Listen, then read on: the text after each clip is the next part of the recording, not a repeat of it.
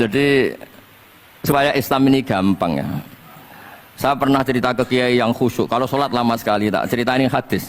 Nabi itu gak pernah menegur orang yang sholat cepat. Yang ada itu sanad negur sholat lama. Terus tak cerita ini hadisnya Mu'ad, tertawa-tawa deh. Gus, kamu itu raan kok masih punya dalil? Saya punya sanad. Ada nggak sanad Nabi negur orang yang baca surat pendek? Nggak ada. Yang ada itu yang baca surat panjang. Nanti bisa direvisi sama Habib Jidin kalau nggak cocok. Tapi ini yang rileks saja. Karena potongan Islam Jawa ini kalau tidak berat nggak akan kuat. Jadi ya sudah. Inna minkum munafirin katanya Nabi. Sholat yang terlalu lama itu munafir kata Nabi. Afattanun anta ya Mu'ad. Kamu bikin umat ini nggak nyaman karena kalau kamu jadi imam itu lama sekali. Ini alhamdulillah betul. Hadis ini harus kita hafal betul. Nah, supaya Islam ini meskipun pilihan-pilihan keseharian itu ada sanad itu saja kepentingan saya. Yat'amu ma yajiduhu fi ardi wa yalbasu ma yajidu wa yarkabu ma yajidu. Saya sering beb di tahun desa-desa Gus anak kula tahnik cethaki Gus tapi mboten enten kurma nganggo degan ae. Lho Gus dari kiai-kiai ku kurma. Kurma itu halawiyat. Ya degan juga termasuk halawiyat. Ya sudah. Kalau kamu ingin sunnah Rasul, Nabi enggak pernah sholat di Indonesia. Berarti kalau kamu sholat ke Mekah dulu kata saya. Maksud saya supaya orang itu nyaman dengan Rasul. Ya itu hadir di semua sisi kehidupan kita. Kalau dalam istilah Sayyid Umar Hafid, Faruhu Muhammadin sallallahu alaihi wasallam awsa' wa asra'. Kalau kamu bisa tawassul dengan Nabi Ibrahim, Nabi Musa dan beliau-beliau bisa datang ketika Lailatul Mi'raj untuk hormat Rasulullah sallallahu alaihi wasallam di Baitul Maqdis, Faruhu Muhammadin awsa'u asra' kata beliau. Jadi bisa datang di kapan saja di mana saja. Jadi jenengan meskipun di Indonesia tidak usah khawatir, kita semua ini dilihat Rasulullah sallallahu alaihi wasallam. Dan cara lihat Nabi itu gampang. Tidak kayak kita. Kata Rasulullah, hayati khairun lakum wa mamati khairul lakum. Saya kalau masih hidup juga baik untuk kalian. Anda bisa cerita hadis dengan saya, sering bercengkrama. Dan ketika saya wafat kata Nabi, saya sudah dekat sama Allah Ta'ala. Kalau melihat kamu baik, saya muji Allah. Kalau melihat kamu salah, saya mintakan ampun. Makanya saya ini jenis kiai yang jarang istighfar. Ini bukan karena sombong. Saya ulang lagi bukan karena sombong. Saya itu pengagum Sufyan As-Tsauri. Itu di antara khasnya itu jarang berdoa. Ketika ditanya, kenapa kamu jarang berdoa? Selagi saya ngajar, kata beliau ini, selagi saya ngajar itu masuk hadis ala khulafa'i rahmatullah. Wa man khulafa'u ya Rasulullah alladzina yuhyuna ma amatahu nas min sunnati. Jadi kalau saya baca Bukhari, otomatis dapat doanya Nabi ala khulafa'i rahmatullah. Timbang kamu doakan nangis-nangis gak jelas mandinya, mendingan mulang gitu. Terus kedua, doa hamalatil arsy. Alladzina yahmiluna al-arsya man hawlahu yusabbihuna bihamdi rabbihim wa yu'minuna bi wa yastaghfiruna. Kita semua sudah diistighfari sama malaikat hamalatul arsy. Rasulullah juga wastaghfir li dzambika walil mu'minina wal mu'minat. Fastighfaru Rasulillah qad kafana wa fawqal kifayah kata beliau. Artinya gini, kalau kangkang jarang istighfar jangan karena sombong, manfaatkan fasilitas ini gitu. Ini pentingnya. Jadi semua itu jangan sampai kita ada istighfar karena jafa, karena jafatul qalb, karena qaswatul qalb. Enak lah kalau ada fasilitas gitu, ada fasilitas. Itu kalau saya pidato di depan Gus-Gus, kalau di depan Habib Mbak berani, di depan Gus-Gus itu ada yang setengah beling, setengah ada alim, ada yang alim. Terus yang beling-beling pesan sama saya, Gus tolong bela kami maksudnya. Ya kadang-kadang mubalek kan order pesenan itu. Terus tak bacain ayat, walladzina amanu wattaba'athum dzurriyyatuhum biimanin alhaqna bihim dzurriyyatahum wama alasnahum min amalihim min syai'. Orang abah-abahnya iman, anaknya iman itu nanti surganya disertakan mbahnya. Meskipun kelas amalnya tidak sama. Jadi mbah-mbahnya alim alama, anaknya yang tidak alim nanti surganya sama-sama yang alim. Kenapa sih kalau ada fasilitas nggak dipakai? Pakai aja, nggak apa-apa kan?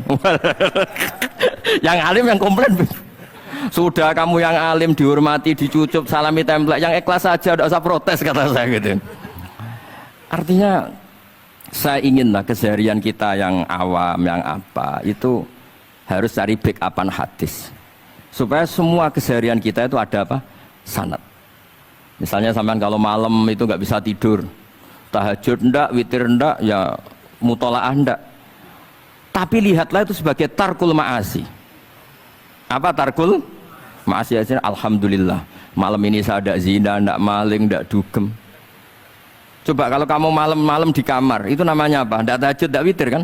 Tapi kamu harus syukur karena itu tarku zina, tarku sarikoh, tarku kada wa kada.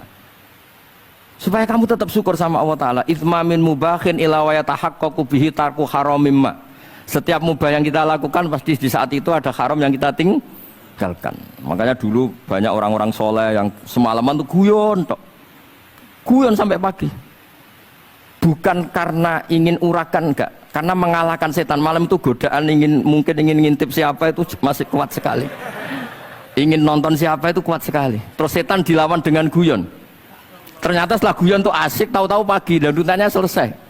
Oh itu setan bisa setruk melawan orang alim seperti ini. Karena nilainya tarkul masih. Meskipun dengan cara guyon, karena kalau yang cara wiridan itu calon wali, kalau yang nggak calon wali ya pokoknya tarkul maksiat.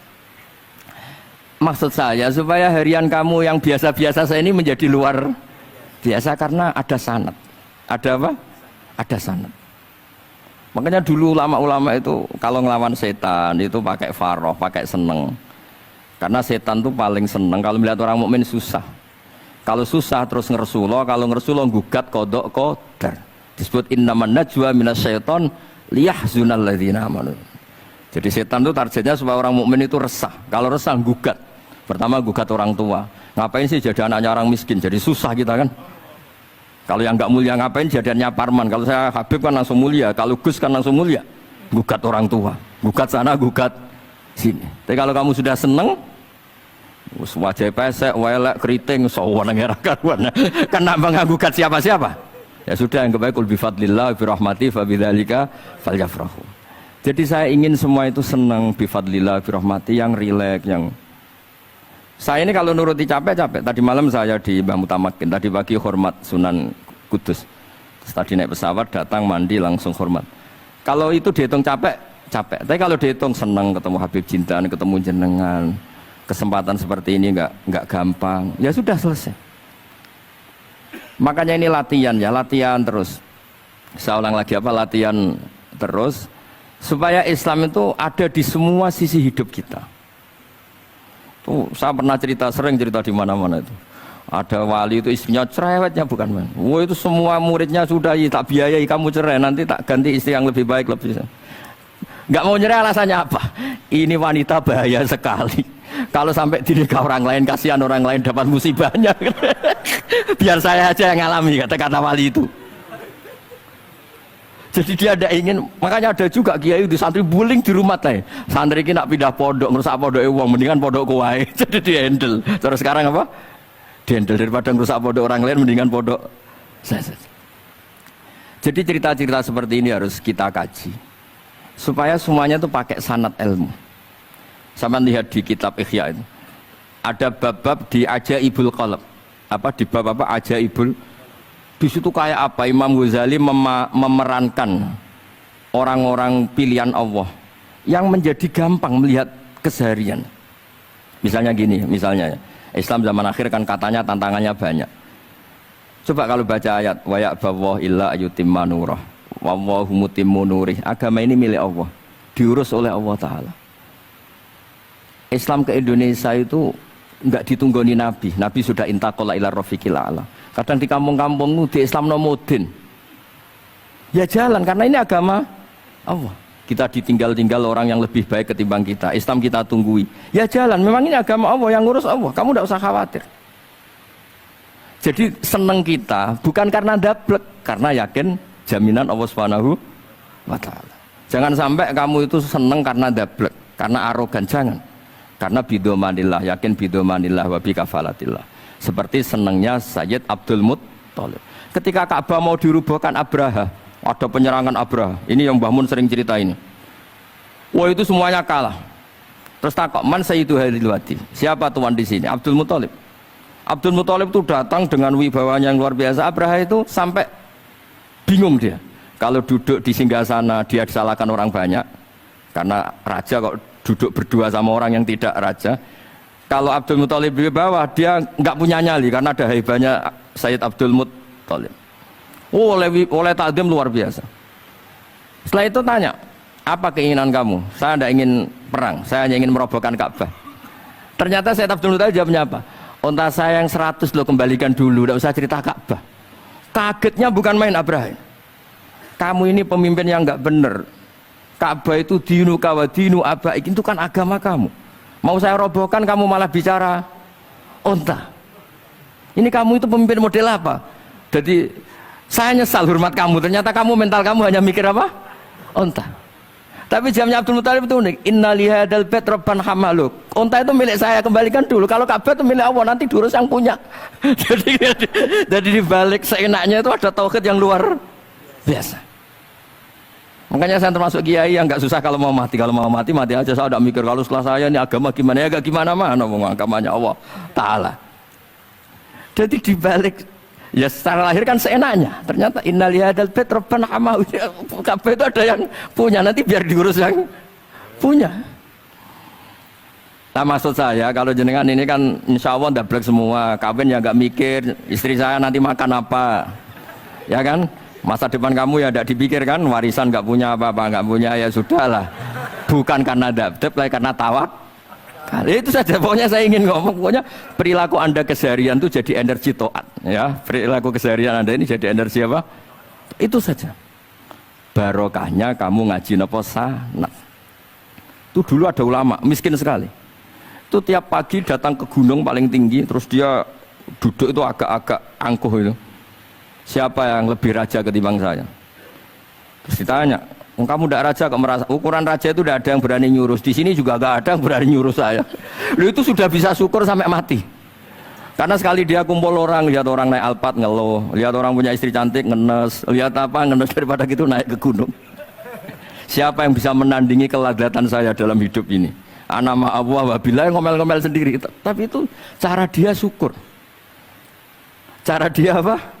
Syukur. Dan akhirnya betul dia punya sanad.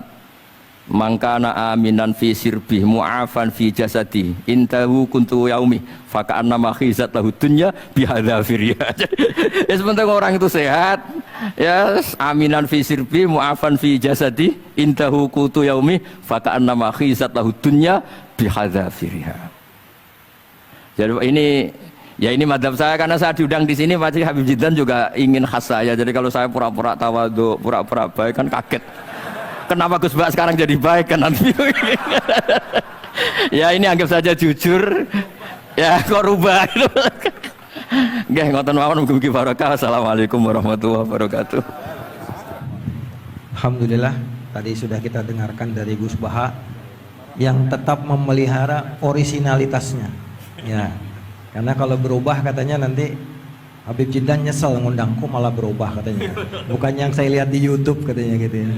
Alhamdulillah masih campur bahasa Jawa juga walaupun di sini banyak orang Betawi yang gak ngerti.